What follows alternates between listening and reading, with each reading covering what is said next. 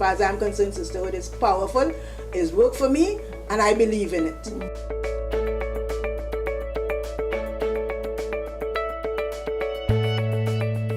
One of my earliest and best mentors have been my father and my grandfather.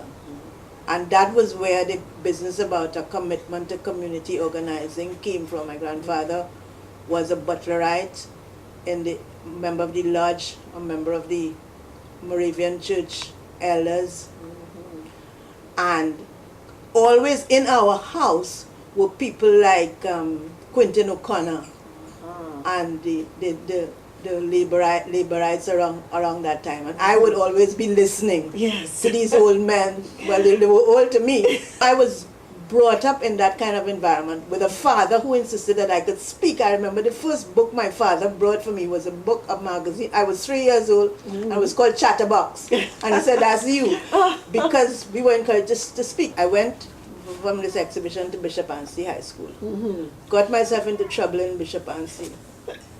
And I was transferred to St. Joseph's Convent, Port of Spain. They couldn't send me on the street, so I went to St. Joseph's Convent, and I'm always grateful to Sister Frances Xavier, who took me into Port of Spain, and I did my, what would have been O-levels, from St. Joseph's Convent, Port of Spain.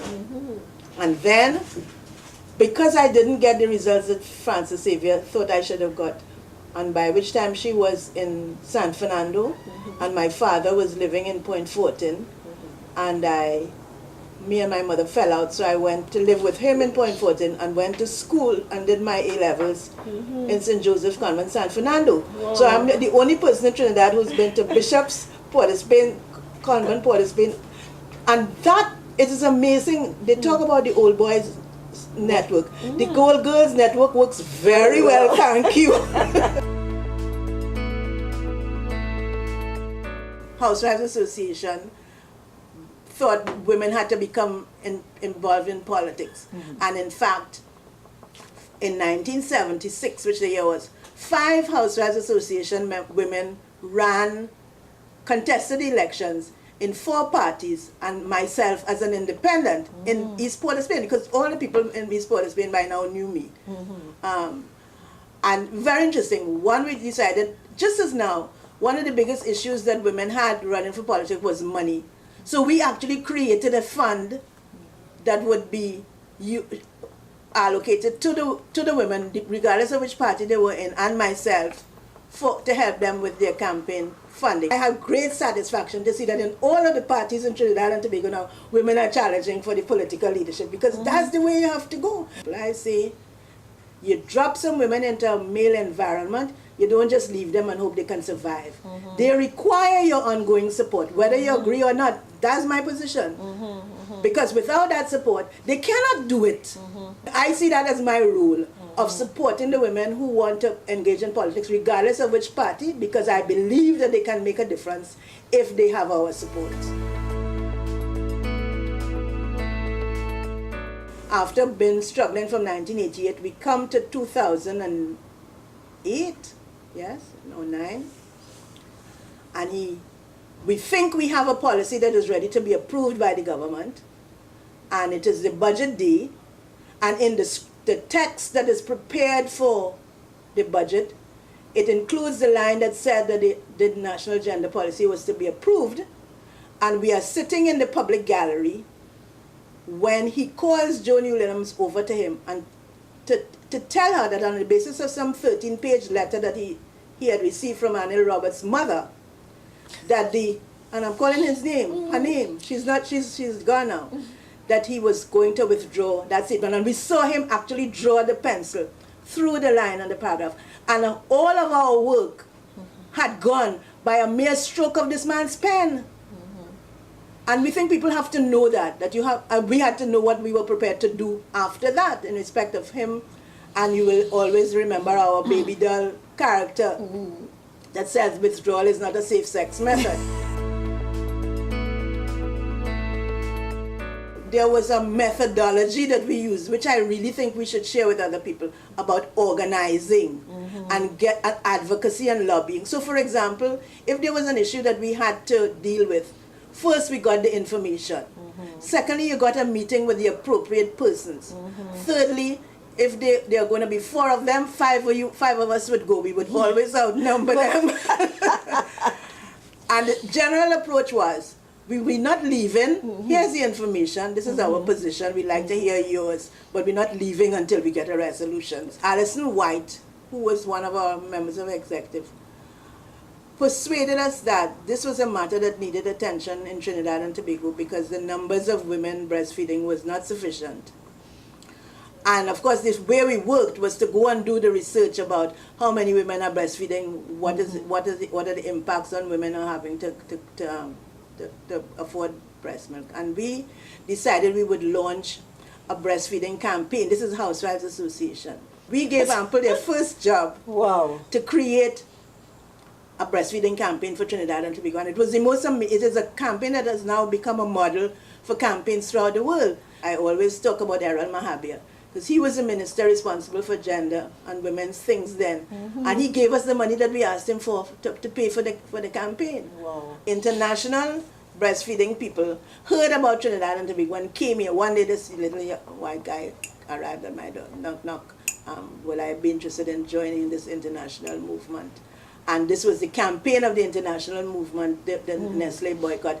They were about to go to Geneva to the World Health Organization meeting. Would I go? And that was my first foray into international advocacy and lobbying.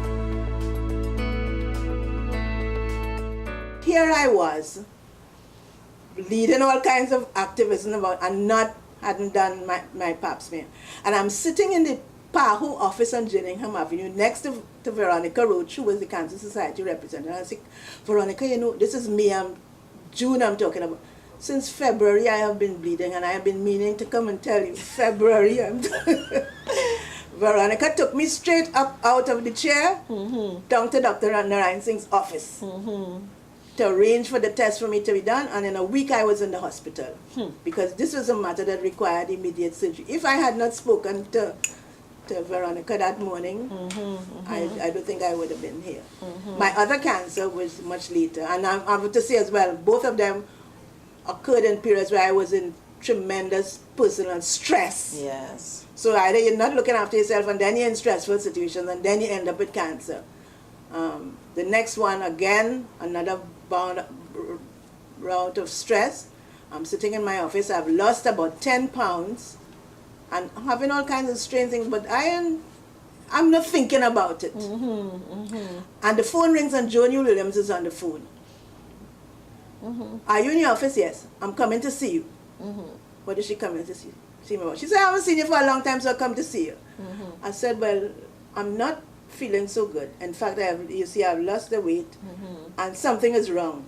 She as well picked me up, carried me down the road by the man to do the colonoscopy, and he did it and said, you are facing the second challenge of your life. I said, okay, all right.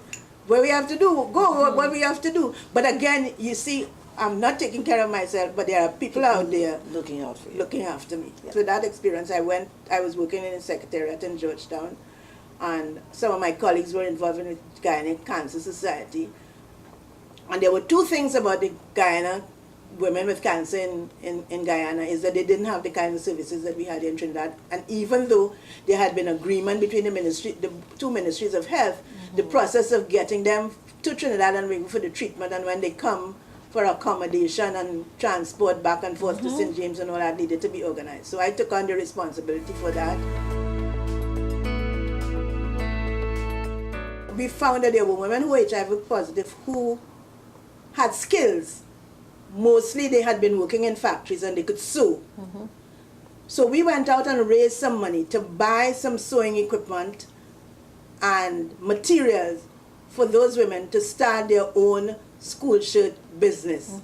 We would go out, and some of them would go out to the schools and get the school orders, and then we would make fund the material for them to make the school shirts, and when the school shirts were sold, they would refund the network the money that we put out. And for me, that was one of the best things projects that I have worked on, to see how these women, with the support of their families, could re-establish their livelihoods once there was a facilitating environment that was a safe place for them to work out of, the equipment that they required, and the support whenever it came up. One of the things I want to say is that what I am and what I've done has mainly been because of my relationships with women. Even though, like I said, I started with my father and my grandfather, but mostly it has been women who have been looking out for me and helping me and supporting me. It's true, governments come, governments go, minister come, minister go, but we have to go on. Yes, yes.